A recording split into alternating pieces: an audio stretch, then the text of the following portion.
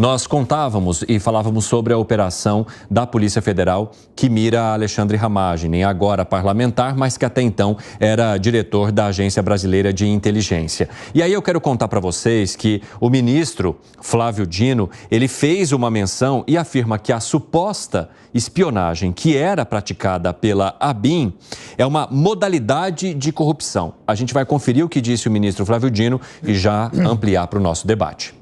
É importante considerar que isso é uma modalidade de corrupção. Quando uma instituição comete uma ilegalidade, quando membros dessa instituição se apropriam indevidamente dela para praticar ilegalidades, é algo realmente que merece reprovação, observado o devido processo legal. Creio que a Polícia Federal, o Ministério Público, o Supremo Tribunal Federal tem agido muito bem.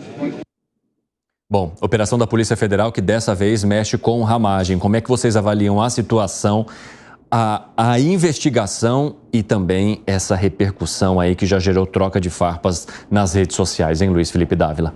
Bom, primeiro, vamos dividir esse problema em 3 partes. Isso aí. A primeira parte é: todo brasileiro precisa ser investigado quando há indício de ter cometido um crime. Não importa se ele é presidente da ABIN, presidente do Brasil, parlamentar ou não. Então, assim, todo mundo é exposto a uma investigação se houver indícios de que houve irregularidade. Então, isso aí está ok.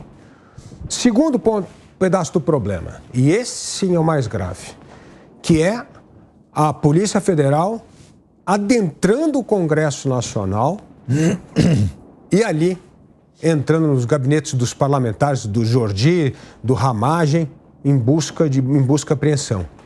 Isto sim é crime, porque só poderia entrar nessa instituição com permissão do presidente do Congresso Nacional. Não pode fazer o que fez. Então, isto sim é crime. Segunda coisa, a lei é clara que isso só pode ocorrer no caso de crimes cometidos durante o mandato. Ramagem foi presidente da ABIN no governo passado, não é durante o mandato. É a investigação de algo que não ocorreu durante este mandato, fora do mandato dele. Portanto, não poderia ter adentrado o Poder Legislativo. E terceiro, me chama a atenção a passividade como o presidente do Congresso Nacional, Rodrigo Pacheco, deixa com que essas coisas estão acontecendo e não tem uma reação da instituição contra esta aberração. E por último, e esse sim é o ponto mais importante, até quando o Brasil vai viver sob um regime de exceção que tem um inquérito aberto por tempo indeterminado, sem objetivo definido, sob o manto do sigilo e que pode fazer o que bem entender. Até quando nós vamos viver com isso? Até quando a democracia vai tolerar um inquérito que é, na verdade, um verdadeiro estado de exceção?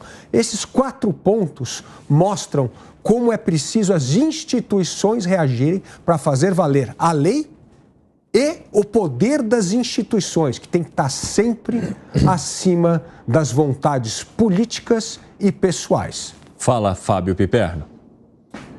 As coisas não são bem assim. Então vamos lá. Primeiro, o presidente da Câmara ele não tem poder de polícia. Segundo, não é o presidente do Congresso quem determina se uma investigação pode ou não ser feita no Congresso. Aliás, o presidente do Congresso Nacional, inclusive, é advogado. Ele conhece bem isso e não se opôs e não vai se opor. Isso não é a primeira vez que acontece. Estou até puxando aqui. Quando todas tiveram autorização. Não. Todas. Me fala uma que não tem. Autorização do Supremo, por exemplo. Não. Autorização do presidente. Não tem. Tá aqui, ó. Tá aqui, eu te falo aqui, ó. Aqui, ó. PF faz buscas no gabinete de Aécio em endereço de políticos em 2017. Endereço? Não. No gabinete de Aécio. Aqui, ó. Se não tiver, tá errado. Não tá errado. Lógico que tá errado. O Supremo autorizou, foi lá e investigou. Ué, quem é que pode autorizar ou não uma operação policial? Não, autorizar a operação policial, sim. Eu estou dizendo adentrar o gabinete de alguém no Congresso Nacional que não tem a ver com o objeto de investigação durante o mandato. Se o Supremo autorizou, pode ir. Quer dizer, quem é que pode passar por cima desse tipo de, enfim, de permissão? Não é assim. Não, o Supremo... Até porque, Dávila, você imagina, por exemplo, olha, eu quero investigar o gabinete lá do deputado X. Alguém avisa o deputado, os caras estão indo aí. Então vai dar tempo para, inclusive, desmontar, enfim, a investigação. Então, se o Supremo autorizar, pode ir. Não é o presidente da Câmara, o presidente do Senado, que pode vetar a entrada da Polícia Federal numa investigação. Não é vetar a entrada da polícia. Não é vetar a entrada da polícia que você está falando. Impedir. Não. O que pode entrar, lógico que pode entrar, mas precisa primeiro falar com o presidente. Não, isso não precisa. Primeiro, não precisa. O problema é o seguinte, então você está dizendo que tem um poder absoluto. Tem um cara no Supremo que pode decidir o que quiser. Não é isso, quer dizer... Por que você está dizendo? Não. Por que ele pode, por exemplo, entrar em um determinado ministério para investigar um ministro, um funcionário de ministério, e não pode entrar, por exemplo, na Câmara? Por acaso um deputado é um ser inviolável? Não, Pipero, tem uma lei, tem uma regra. A regra é essa. Você quer passar por cima da regra? Isso mostra mais uma violação. A violação de que você não está respeitando as regras da instituição. Por exemplo, estou dizendo que aqui... Veja, eu até puxei o exemplo do Aécio lá atrás. Eu não me recordo desse exemplo de 2004. Se foi feito sem autorização do presidente, foi feito no caso da Câmara, autorização do STF. Está errado. O STF autorizou, foi lá e investigou. Tá errado. Como está errado? Lógico que está. Vamos lá, Segredo, quero te ouvir para a gente concluir e passar para a próxima. Bora. Eu ouvi, 4 minutos e pouco dura o vídeo do Rogério Marinho. E ele menciona que um dos dirigentes do PT, Cacau, ele afirmou, não me lembro exatamente qual, depois vamos postar nas redes sociais a íntegra da fala do Rogério Marinho, aí está tudo, que o Cacau indica que são 18 dirigentes, ou deputados, ou senadores, congressistas, que vão ser passíveis desse tipo de operação, 18. Eu não sei de onde que tiraram os 18 e quais são os 18. Mas Rogério Marinho faz uma alerta dizendo, quer dizer que já passaram 2, faltam 16. A dúvida é, como que o dirigente do PT, Cacau, sabe que são 18? Porque, mantendo a mesma lógica que menciona, com muito critério o Piperno, dizendo, não poderia avisar, porque senão ele seria avisado, provavelmente nesse corporativismo que tem, de que vai ter alguma coisa no teu gabinete. Mas como o Cacau sabe que são 18 e os outros não sabem quem são? Que informação privilegiada tem?